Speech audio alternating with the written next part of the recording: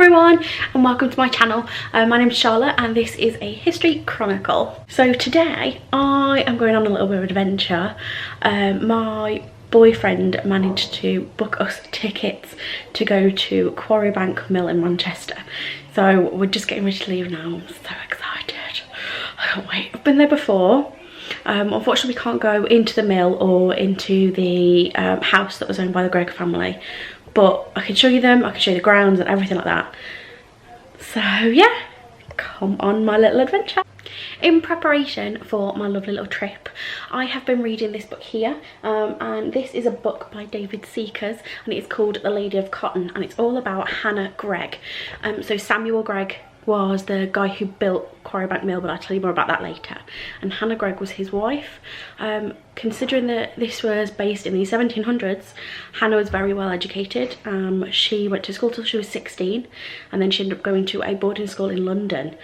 So she was very, very well educated. So yeah, it was interesting to read all about her, this lovely lady right here. So let's move on and let's go.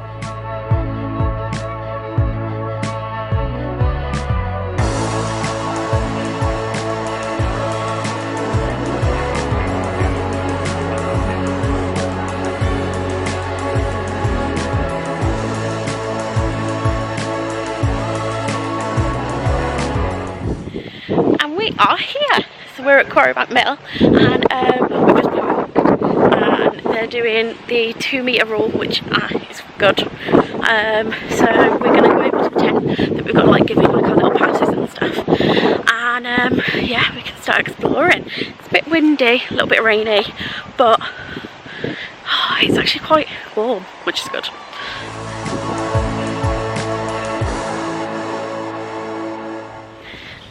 Hi, so we're in, we've gone through like a little checkpoint. We had like all hand sanitizer and stuff, so we're just walking down now, and I just wanted to show you what it is like here because it's absolutely gorgeous.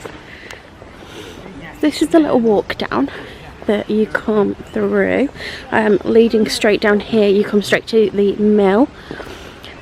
So the mill was actually built in 1784 by Samuel Gregg, and the land was leased from Lord Stamford, and he actually had a clause in the contract that stated that none of the trees and the woodlands were allowed to be cut down during the building of the mill.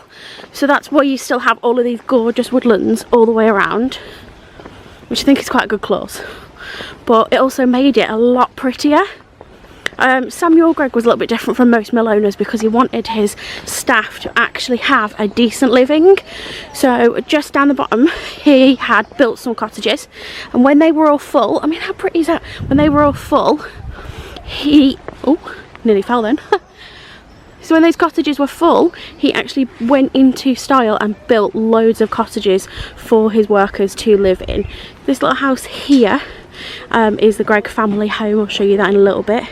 And then there's some gardens just down here, but we are going to carry on walking down towards the mill.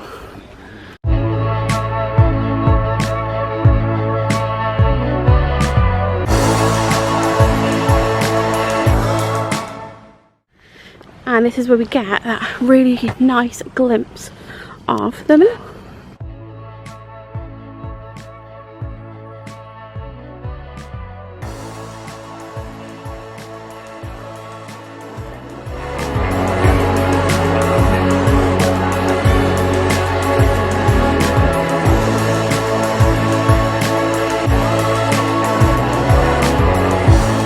Unfortunately the mill is closed today because of obviously lockdown, but these are some of the offices that were used in the mill because I've been here before, I know what's inside.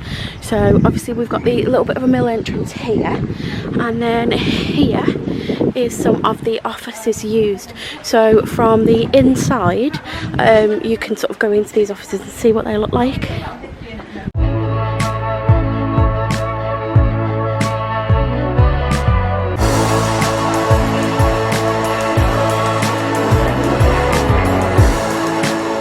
Is absolutely huge, and you can see some of the original features, well, most of the original features. Obviously things like this big walkway has been improved, so people won't fall, there won't be accidents, and obviously there is a lift, which wouldn't have been there when the mill was built.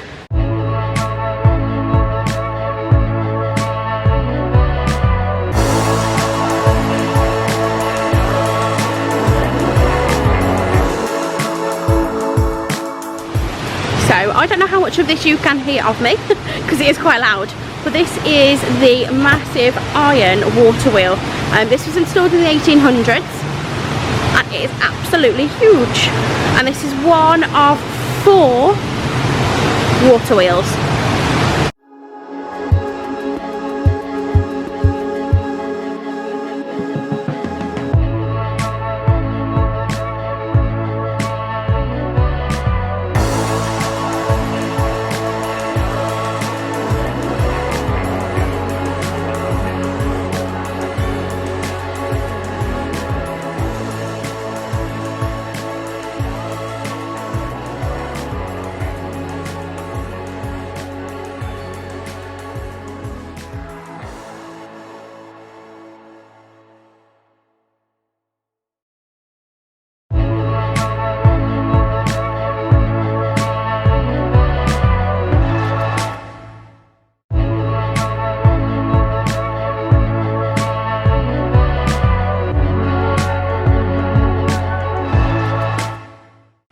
Warm. I wonder if they used to ring that bell to start and end the shifts. Possibly, yeah. Do you know that's why they ring bells for schools? When they first started, when they first made schools mandatory and all kids went to school, the model they used was factories, because kids worked in factories. So the school bell sounds for the start and the end of the day, like the start and the end of the shift. Oh.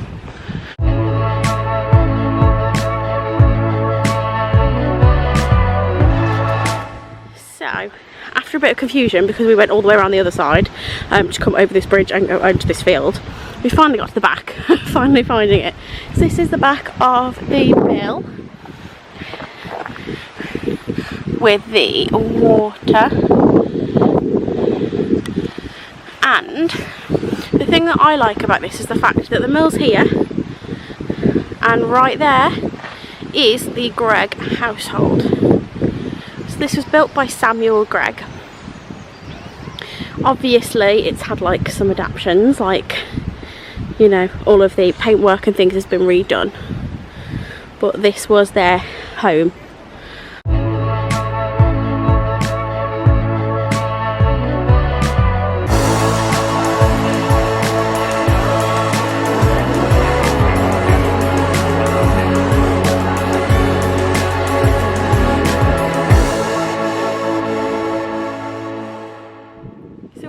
Come up and into the walled garden. It's absolutely gorgeous. Loads of lavender, loads of flowers. It's so pretty up here, and it looks quite dark and menacing, but genuinely it's a really nice warm day.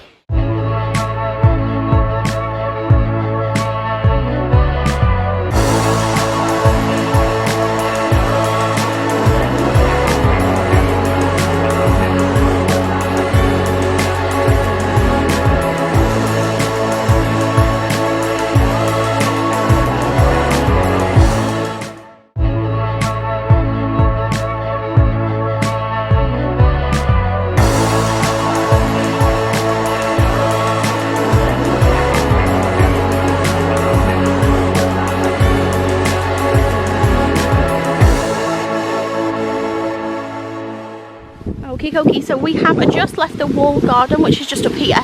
So there's sections that are like cordoned off, so we had to walk all the way down and come back down this path. Then we have come to the first bit of the little rock face that's here. So this little section is quite steep, so if you do come, definitely wear decent shoes.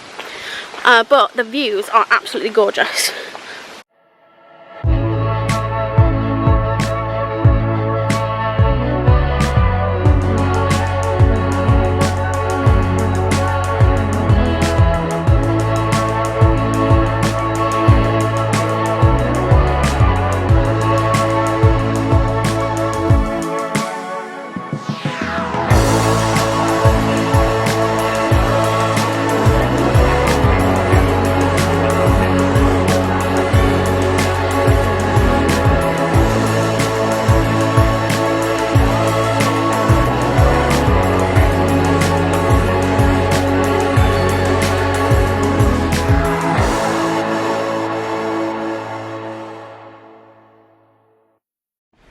So right. this is the path that was blocked off, and that's some more of the big rock face.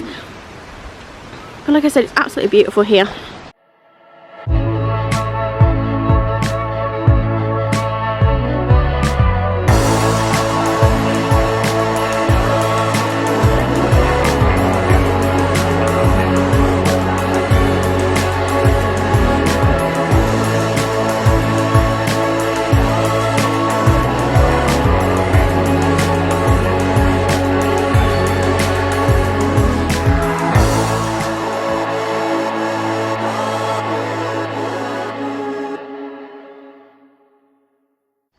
So we had a rest in the garden, and we have just walked up and past the Greg house.